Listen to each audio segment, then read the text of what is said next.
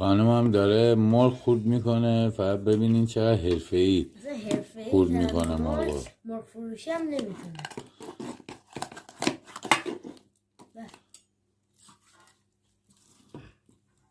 گوشت خالص. به بگردم. من تازه یاد گرفتم مرغ چجوری تو خونه خورد کنم. واقعا آره. به این میگن چی؟ شاپسند. شاپسند اینه؟ نه شاپسند. الان با هم خود فهمیدم چیه. الان همین کیلوی خدا تو منه. اه بله. گوشت خورد عجب رونی خورد میکنه.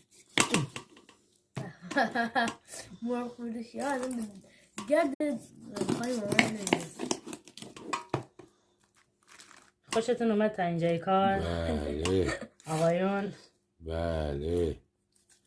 بیمانه 100% که آقا اینا قلب نداره مامان. چند ندارن که؟ آقا قلبشون نمیخوام ببینم. خالی میکنن دیگه، با قلبشون نمیدن. آقا مرغ زنده. برون بچه ها خطرناکه مامان. یا خدا نگه چیه گردیه دردن آمون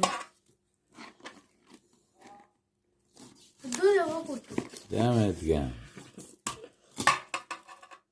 تمام. بس.